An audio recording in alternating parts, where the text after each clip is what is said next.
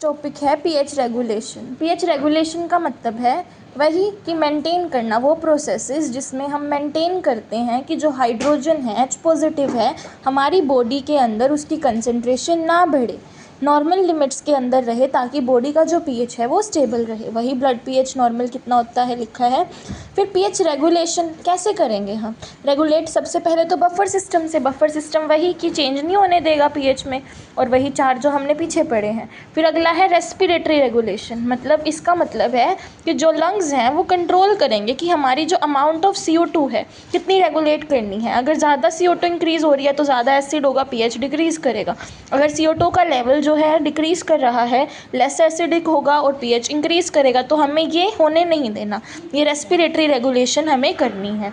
अगला है renal regulation. ये क्या करेगा? रीनल मतलब किडनीज़, वो रेगुलेट करेगा कि जो बाइकार्बोनेट है और हाइड्रोजन आयंस हैं उनको रेगुलेट करता है, एक्सक्रीट करता है एक्सेस ऑफ आयंस को, रीअब्जॉर्व करता है बाइकार्बोनेट को और हेल्प करता है कि हमारी बॉडी का पीएच मेंटेन रहे।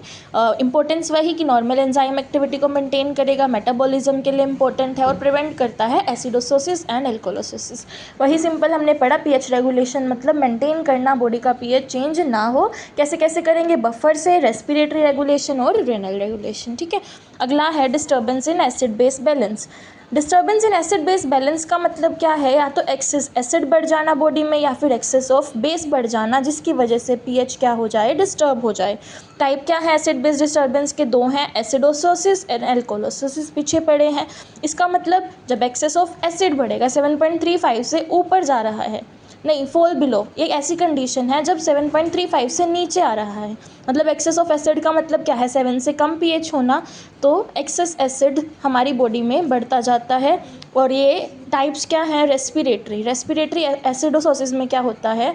जब हमारी CO2 की वैल्यू क्या हो जाए? इंक्रीज़ हो जाए और हमारी ब्रीदिंग क्या हो? कम हो। ठीक है। CO2 ज़्यादा, ऑक्सीजन कम आ रहा है तो ब्रीथिंग लेस होएगी। और फिर क्या क्या चीज़ें हो सकती हैं? लंग्स ख़राब हो सकते हैं, अस्थमा की दिक्कत हो सकती है और फेलियर हो जाता है रेस्पिरेशन में।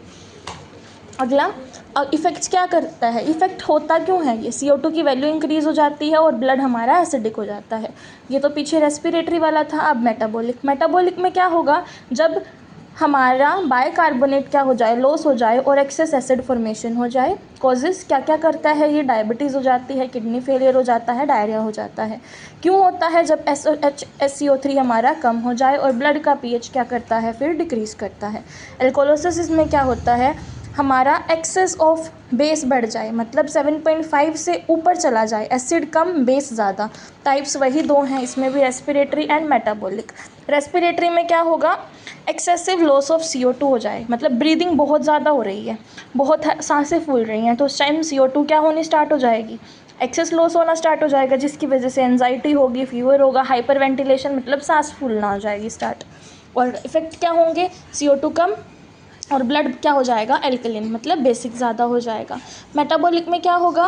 एक्सेस बाइकार्बोनेट, बहुत ज़्यादा बाइकार्बोनेट बढ़ रहा है, एसिड कम हो रहा है, वॉमिटिंग होएगी और एसिड हमारा जो एंट एसिड का इंटेक है वो ज़्यादा हो जाता है।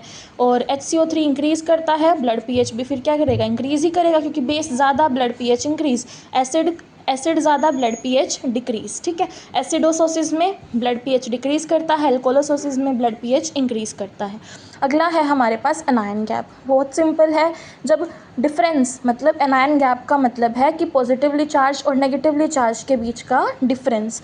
और हम इसका यूज़ करते क्यों है? ताकि हम मेटाबॉलिक एसिडोसिस को क्या कर सकें? डिटेक्ट कर सकें।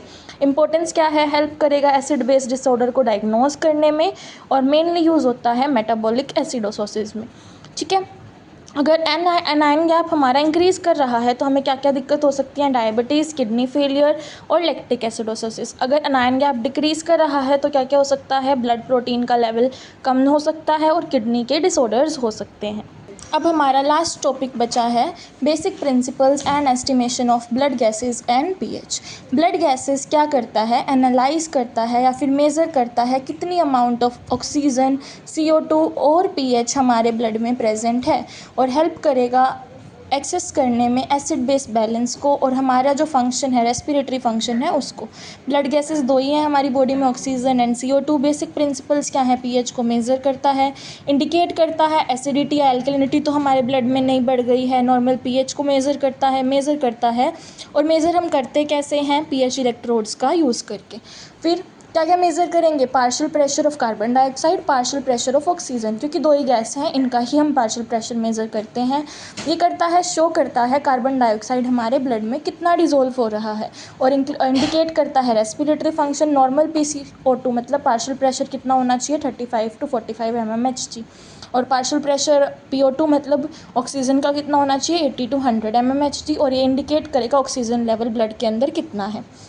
अगला estimation of blood gas and pH, simple है, हम इसको आर्टियल ब्लड गैस एनालिसिस के थ्रू मेथड के थ्रू करते हैं। इसमें स्टेप्स क्या क्या आते हैं, आर्टियल ब्लड सैंपल को हम कलेक्ट करेंगे, सैंपल को एनालाइज करेंगे गैस एनालाइज़र के थ्रू, पीएच, PCO2 और PO2 और कार्बोनेट को हम मेज़र करते हैं, बाइकार्बोनेट को हम मेज़र करते हैं, और इम्पोर्टेंस क्या है, डिटेक्ट करेगा एसिडोसिस तो नहीं होगा, अल्कोलोसिस तो नहीं होगा, इवेलुएट करेगा हमारा लंग अच्छे से काम कर रहा है कि नहीं, और हेल्प करेगा क्रिटिकली इल पेशेंट्स को मॉनिटर करने में। सिंपल था, हमने कुछ नहीं पढ़ा, हमने सिर्फ इतना पढ़ा है पीएच क्या होता है नॉर्मल बॉडी का, उसको हमें मेंटेन करना है, उसको बैलेंस करके रखना है। उसको बैलेंस कैसे कर सकते हैं, बफर के थ्रू हम बैलेंस कर सकते हैं, और रीनल रेगुलेशन के थ्रू कर सकते हैं, लीवर के थ्रू कर सकते हैं, ठीक है, रेस्पिरेटरी रेगुलेशन कर सकते हैं। दो टाइप की हमने बीमारियां पढ़ी हैं, एसिडोसिस एंड अल्कोलोसिस। एसिडोसिस मतलब एसिड ज़्यादा है, पीएच कम हो जाएगा, अल्कोलोसिस मतलब बेस ज़्यादा है, पीएच ज़्यादा हो जाएगा। इन सब चीज़ों को हमें मैनेज कैसे करना है, बैलेंस कैसे करना है, सिंपल इतना ही हमें याद रखना है।